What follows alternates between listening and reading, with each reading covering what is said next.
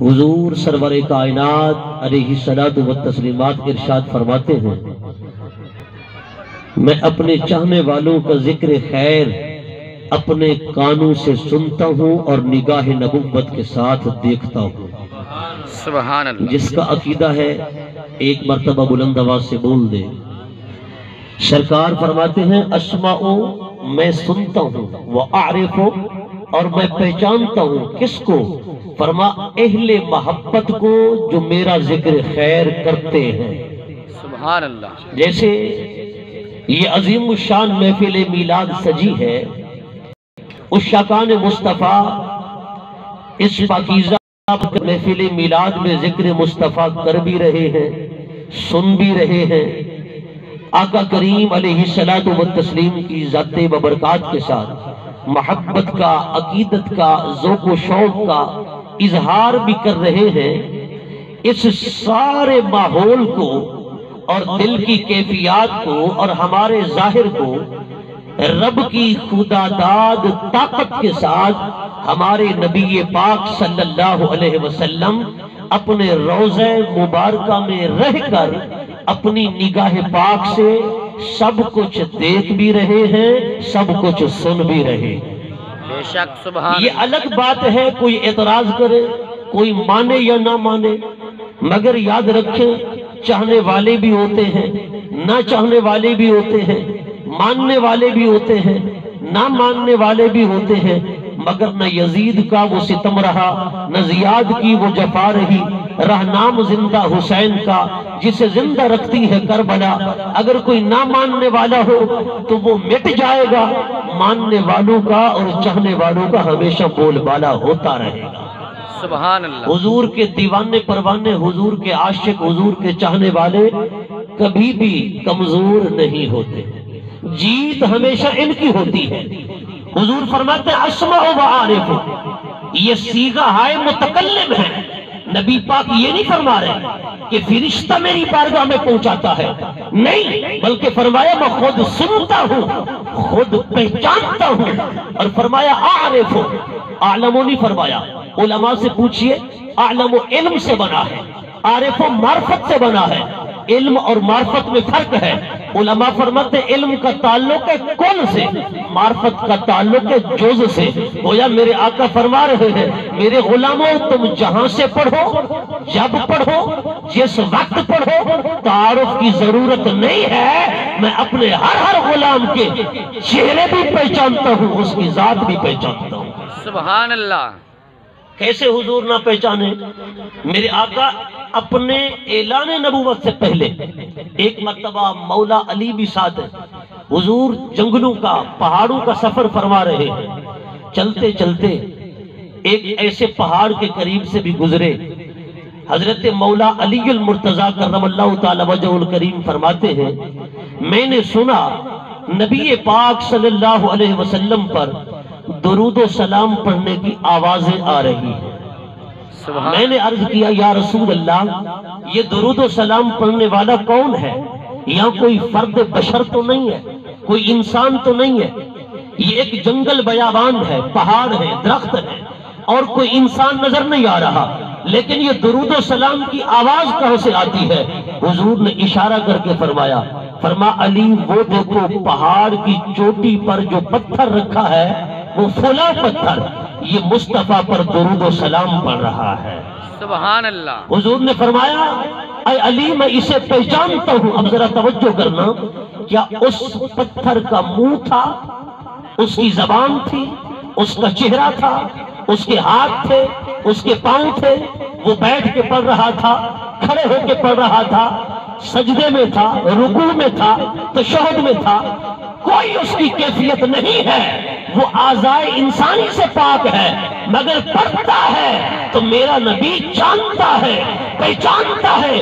حضور نے علی المرتضیٰ کے ذریعے قیامت تک آنے والے غلاموں کو یہ پیغام دے دیا، اے میرے غلاموں درود و سلام کے تحفے نذرانے بھیجتے آؤ، تعارف کی ضرورت نہیں، جو مصطفیٰ پتھروں کو پہچانتا ہے وہ اپنے غلاموں کو بھی پہچانتا ہے۔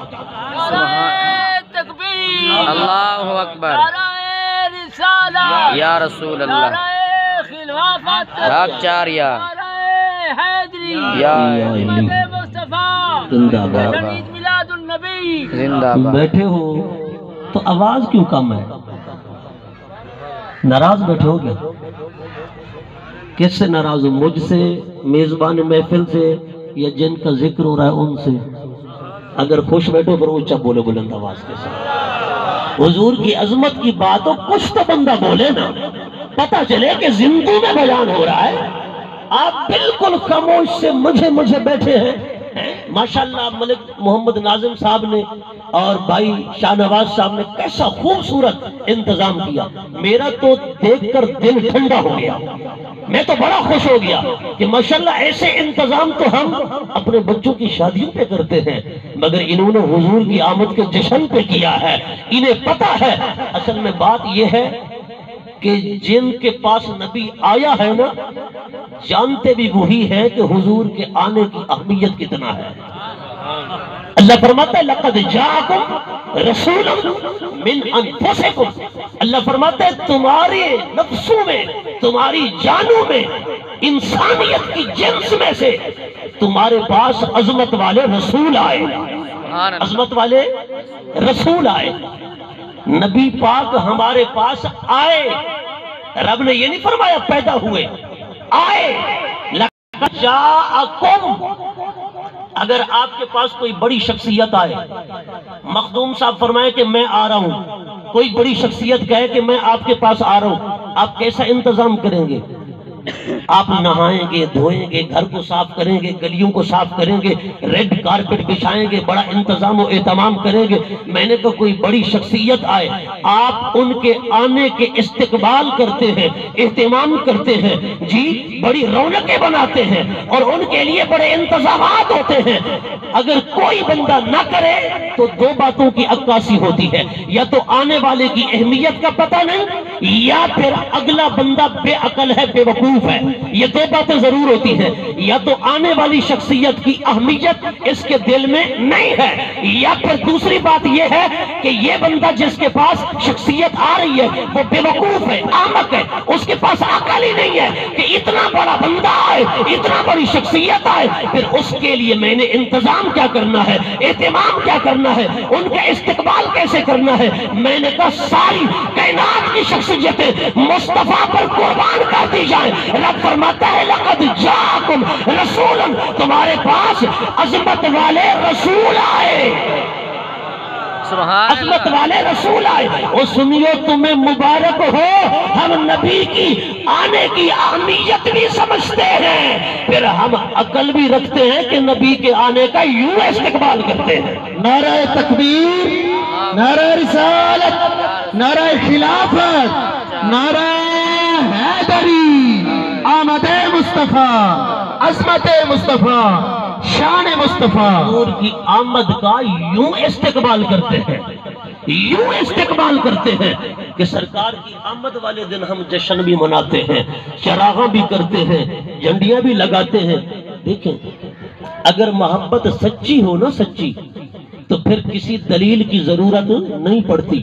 ایک مرتبہ حضور منبر پر تشریف فرما خطبہ ارشاد فرما رہے تھے، صحابہ آ رہے تھے، حضور نے فرما بیٹھ جاؤ۔ حضرت عبداللہ بن مسعود دروازے پہ تھے، وہیں پر بیٹھ گئے، وہیں پر بیٹھ گئے۔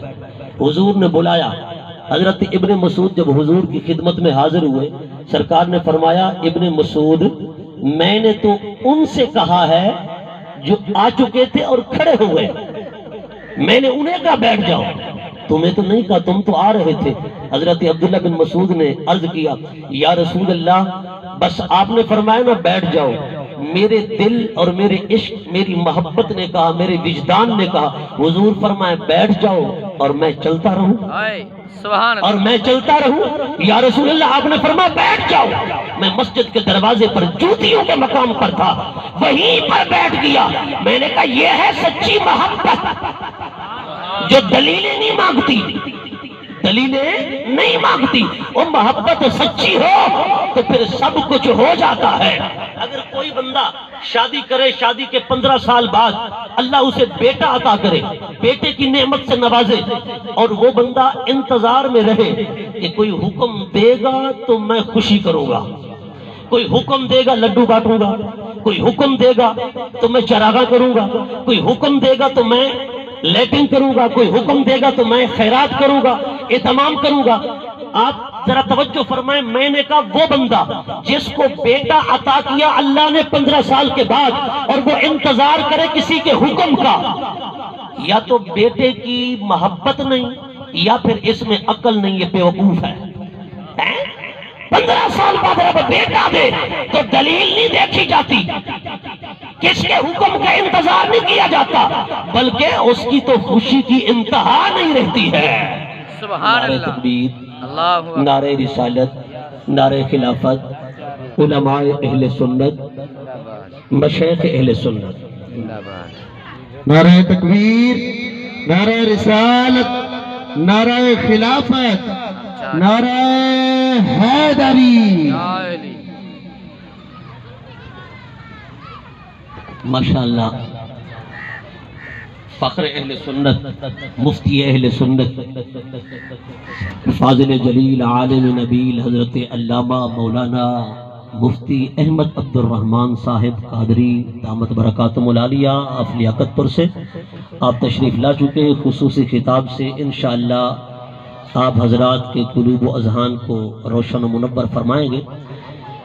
بس میں زیادہ دیر حائل نہیں ہوں گا، کیونکہ ہم تو میزبان کی حیثیت رکھتے ہیں، جیسے حاج صاحب فرما رہے تھے یہ ہمارا اپنا ہی پروگرام ہے الحمدللہ، تو صرف میں آپ کو جگا رہا تھا، آپ جاگے تو نہیں ہیں۔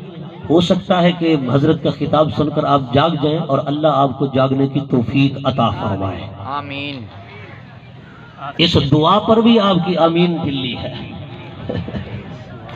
چلو ایک تو ہوتا ہے نا جملے پہ سبحان اللہ کہنا، بندہ دعا دے تو پھر بھی تو آمین کہنی چاہیے نا۔ میں عرض کر رہا تھا 15 سال بعد رب بیٹا دے اور بندہ انتظار میں رہے، کوئی حکم دے گا تو خوشی کروں گا، یا تو بیٹے کی محبت اور اہمیت کا اسے اندازہ نہیں، یا پھر یہ ہے بے وقوف، پاگل ہے، رب نے اسے بیٹا دیا۔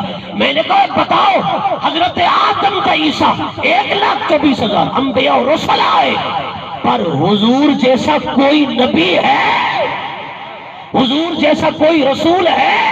سرکار آئے تو ساری بہاریں آئیں، حضور نہ تھے تو کوئی بہار نہ تھی۔ سرکار آئے تو رب نے نبیوں کو نبوت دی، رسولوں کو رسالت دی، غوثوں کو غوثیت عطا کی، کتبوں کو کتبیت عطا کی۔ میں نے کہا ان بہاروں کو بہاریں عطا فرمائی، کائنات کی رونق کے مصطفیٰ کے دم قدم سے ہے، تو دلیل کیوں مانگے؟ حضور کا آنا ہی بڑی دلیل ہے کہ ہم حضور کی آمد کے جشن کرتے ہیں۔ سبحان اللہ، سبحان اللہ۔ حضور کا آنا ہی بڑی دلیل ہے کہ ہم حضور کی آمد کے جشن منائیں۔ وہ ایک صحابیہ تھی نا، ایک مرتبہ میدان احد کی طرف جا رہی تھی، انہیں خبر ملی کہ حضور کو معاذ اللہ کفار نے شہید کر دیا ہے۔ اب صحابہ کا ایک قافلہ ملا، انہوں نے کہا تیرا تو باپ شہید ہو گیا، مگر وہ اسے خاطر میں نہیں لاتی، توجہ کرنا۔ پھر آگے اور کارواں ملا، تیرا تو شوہر شہید ہو گیا۔ پھر آگے اور کارواں ملا، تیرا تو بیٹا شہید ہو گیا، مگر نہ وہ باپ کی شہادت کو دل پہ رکھتی ہے، نہ بیٹے کی، نہ شوہر کی، بس یہی کہتی جاتی ہے ما فعل رسول اللہ صلی اللہ علیہ وسلم۔ او لوگوں، مجھے باپ، بیٹے اور شوہر کے بارے مت بتاؤ، یہ بتاؤ رسول اللہ کا کیا حال ہے، رسول اللہ کا کیا حال ہے۔ جب وہ پہنچی نا میدان احد میں نے کہا آج کے مردوں کو یہ محبت نصیب نہیں، رب نے جو محبت اس دور کی عورتوں کو عطا فرما دی تھی۔ صحابیہ میدان احد میں گئی، دیکھا کہ نبی پاک سلامتی اور عافیت کے ساتھ جلوہ گر ہے حضور کے چہرے والدہا پر۔ اس صحابیہ خاتون کی نگاہ پڑی نا تو بے ساختہ زبان سے نکل گیا، کہتی ہے کل مصیبت بعدک یا رسول اللہ جلل، کملی والے اگر آپ سلامت ہیں تو میرا سب کچھ سلامت ہے۔ نعرہ تکبیر، نعرہ رسالت، نعرہ خلافت، نعرہ حیدری۔ زیادہ نعروں کا وقت نہیں، بس مجھے بات پہنچانے دیں۔ حضرت صحابیہ کیا کہتی ہیں کہ یا رسول اللہ آپ اگر سلامت ہیں تو میرا سب کچھ سلامت ہے۔ وہ بولو ذرا محبت کے ساتھ. حالانکہ بھائی شہید، باپ شہید ہو گیا، بیٹا شہید ہو گیا، شوہر شہید ہو گیا، مگر وہ کسی کی طرف توجہ نہیں کرتی. آقا میری بہاریں دنیا کی ہوں یا آخرت کی، نہ باپ سے وابستہ ہیں، نہ بیٹے سے وابستہ ہیں، نہ شوہر سے وابستہ ہیں. میرے آقا میری ساری بہاریں آپ کے دم قدم کے ساتھ ہیں، آپ کے دم قدم کے ساتھ ہیں. اس لیے تو میرے امام نے فرمایا نا، زمین و زمان تمہارے لیے، مکین و مکان تمہارے لیے، چنین و چنا تمہارے لیے، دہن میں زبان تمہارے لیے، بدن میں ہے جان تمہارے لیے. آقا ہم آئے یہاں تمہارے لیے، ہم اٹھے بھی وہاں تمہارے لیے. سبحان اللہ. تو سنیو، بولا کرو. ایک اور صحابیہ اپنا چھوٹا سا بچہ 6 مہینے کا لے کر آئی نبی علیہ السلام کی بارگاہ میں. حضور جنگ کی تیاری فرما رہے تھے. حضور کی خدمت میں پیش کرتی ہے، یا رسول اللہ یہ 6 ماہ کا بچہ ہے، کوئی جوان نہیں میرے پاس، میرا شوہر فوت ہو گیا، بڑا بیٹا نہیں ہے، یہ 6 ماہ کا بیٹا پیش کرنے آئی ہوں، قبول فرمائیں. حضور نے حیران ہو کر دیکھا، فرمایا صحابیہ یہ 6 ماہ کا بچہ کیا کروں؟ عرض کرتی ہے اسے قبول فرمائیں جنگ کے لیے. حضور نے فرمایا جنگ کے لیے قبول کرو؟ یہ 6 ماہ کا بچہ کیا جنگ لڑے گا، کیا جہاد کرے گا؟ میں نے کہا عورت کی محبت دیکھیں ذرا. اس صحابیہ نے عرض کیا، یا رسول اللہ یہ لڑ تو نہیں سکے گا، جہاد تو نہیں کر سکے گا، جنگ تو نہیں کر سکے گا، مگر آپ کسی مجاہد کو دے دینا، جب اس پر کوئی کافر تیر برسائے یا تلوار کا وار کرے، وہ ڈھال کے طور پر میرے بچے کو آگے پیش کر دے. میں چاہتی ہوں اسی حال میں میرا بیٹا اگر شہید ہو جائے، یا رسول اللہ اس سے بڑی میرے لیے سرمایہ والی اور کون سی چیز ہو سکتی ہے؟ سبحان اللہ. یہ میرا بڑا سرمایہ ہے. میں نے کہا اس طرح حضور سے محبت کر. آج لوگ کہتے ہیں سرکار کے وسیلے سے کچھ نہیں ہوتا. وہ صحابیہ دسترخوان لے کر گئی نا، جا کے جلتے ہوئے تندور میں ڈال دیا. حضرت انس کی لونڈی لے کر آئی، جلا نہیں مگر ستھرا ہو گیا. سبحان اللہ. حضرت انس سے صحابہ نے پوچھا کیا ماجرا ہے؟ انہوں نے کہا اس کپڑے کو نبی پاک کا ہاتھ لگ چکا ہے، ہاتھ لگ چکا ہے، اس وجہ سے اس کپڑے کو آگ نے نہیں جلایا. میں کہتا ہوں بدبختو، تم کہتے ہو نبی پاک کے ماں باپ حالت کفر میں فوت ہوئے. میں نے کہا ادھر آ، ذرا توجہ کر، حضرت انس سے پوچھ تیرے دسترخوان کو آگ کیوں نہیں جلاتی؟ کہتا ہے نبی پاک کا ہاتھ لگ گیا. میں نے کہا نبی پاک کا ہاتھ لگ جائے وہ دسترخوان کو آگ نہیں جلاتی. حضرت سیدہ فاطمہ الزہرا شہزادی کونین سلام اللہ علیہا اگر روٹیاں لگائیں اور نبی پاک بھی اپنے ہاتھ سے ایک روٹی لگا دیں، میں نے کہا جو روٹیاں سیدہ فاطمہ لگائیں وہ پک جائیں، پر جس روٹی کو میرے مدینے والے مصطفیٰ لگائیں اسے آگ چھو بھی نہ سکے، تنور کی آگ چھو بھی نہ سکے. میں نے کہا نبی پاک صلی اللہ علیہ وسلم کا خون مبارک اگر کسی کے جسم میں چلا جائے، نبی پاک فرمائیں تو اس پر جہنم کی آگ حرام ہے. میں نے کہا ملا تو کیا سمجھتا ہے نبی پاک کی ذات کو؟ نبی پاک کے والدین حالت کفر میں فوت ہوئے. میں نے کہا ذرا توجہ کر، اگر خون کسی کے جسم میں چلا جائے نبی پاک کا، جہنم کی آگ حرام. دسترخوان کو نبی کا ہاتھ لگ جائے آگ نہیں جلاتی، جس روٹی کو نبی کا ہاتھ لگ جائے آگ نہیں جلاتی. اور تیرا ضمیر کیا کہتا ہے؟ جس اماں آمنہ کے پیٹ میں میرے نبی نے 9 مہینے گزارے، کیا اسے جہنم کی آگ جلا سکتی ہے؟ سبحان اللہ. سبحان اللہ. اچھا بولو ایک دفعہ، سبحان اللہ. مزید اچھا بولو. سبحان اللہ. میں نے کہا اگر تو نے نہیں پڑھا، اگر تجھے پتہ نہیں ہے حدیثوں کا، تو ہم تجھے بتائیں کہ نبی پاک کے والدین کی شان کیا ہے، حضور کے والدین کی عظمت کیا ہے. اس لیے فرما آنکھ والا تیرے جوبن کا تماشا دیکھے، دیدے کور کو کیا آئے نظر کیا دیکھے. مولانا روم فرماتے ہیں کپڑے کو نبی کا ہاتھ لگے آگ نہیں جلاتی. او حضور کا غلام، دل میں عشق مصطفیٰ پیدا کر، محبت رسول پیدا کر. فرما جہنم کی آگ تجھے بھی نہیں جلائے گی. اس لیے میرے امام اعلی حضرت امام اہل سنت نے کیا خوب فرمایا، اے عشق تیرے صدقے دوزخ سے چھٹے سستے، وہ آگ لگائی ہے جو آگ بجھا دے گی. سبحان اللہ، وہ آگ لگائی ہے جو آگ بجھا دے گی. عشق کی آگ تو ایسی آگ ہے نا، مومن کامل گزرے گا. میں کہتا ہوں خدا کی قسم نمازیں وہ بھی پڑھتے ہیں، نمازیں میلاد منانے والے بھی پڑھتے ہیں، مگر شے پہچانی اپنی علامت سے جاتی ہے. مفتی صاحب تشریف فرمائیں، آخری جملہ عرض کر رہا ہوں، پھر حضرت کا انشاءاللہ خصوصی خطاب. شے اپنی علامت سے پہچانتی ہے. نماز منافق بھی پڑھے، مومن بھی پڑھے، عاشق بھی پڑھے تو فرق کیسے ہوگا؟ بلکہ منافق کے سجدے بسا اوقات زیادہ ہو جاتے ہیں، روزے بھی زیادہ ہو جاتے ہیں، عبادت بھی زیادہ ہو جاتی ہے. منافقین کی عبادت کا عالم تو یہ تھا کہ ایک مرتبہ ایک منافق آیا مسجد نبی میں، نبی پاک صحابہ میں موجود تھے، حضور قرآن و حدیث کی باتیں کر رہے تھے. منافق جب مسجد میں داخل ہوا نا، اس نے کہا اپنے ساتھی سے، یہ نبی باتیں کر رہا ہے، چل اندر ہم نماز پڑھتے ہیں. یہ نبی باتیں کر رہا ہے، چل اندر ہم نماز پڑھتے ہیں. بخاری کے حدیث مفتی صاحب قبلہ تشریف فرما ہے. نبی پاک نے فرمایا ہے کوئی جو جائے اس خبیث کا سر قلم کرے؟ ابو بکر نرم دل تھے، حضرت عمر فاروق اٹھے، عرض کرتے ہیں آقا میں جاتا ہوں. حضرت گرامی منافق تو اتنا بڑی عبادت کرتے کہ عبادت کی وجہ سے نبی پاک پر طعن و تشنیع کرتے تھے. اور سنیو کتنے خوش نصیب ہو، عبادت تو وہ بھی کرتا ہے، عبادت تم بھی کرتے ہو، مگر عبادت کس کی قبول ہو رہی ہے یہ علامتوں سے پہچانا جائے گا. نبی آتا ہے، کون منہ پسور کے بیٹھتا ہے اور کس کا ماتھا کھل اٹھتا ہے.